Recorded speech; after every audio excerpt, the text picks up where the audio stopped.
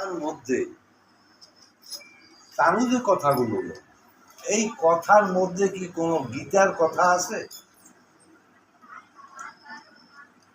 কোনো ভাগবতের কথা আছে, কোনো মহাভারতের কথা আছে? আমাদের যে বড় বড় গ্রন্থগুলো, বেদগুলো, এই কথাগুলো কি চানুর কথার ভিতরে পেয়েছেন? পাননি, নেই। আবার আছে।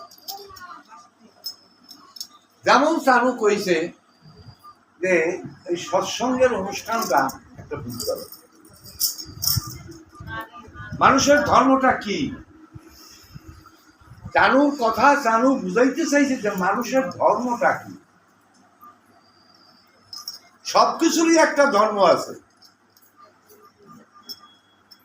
বাতাসের ধর্ম আছে, জলের ধর্ম আছে, চন্দ্রের ধর্ম আছে, সূর্যের ধর্ম আছে, সবকিছুরই ধর্ম আছে।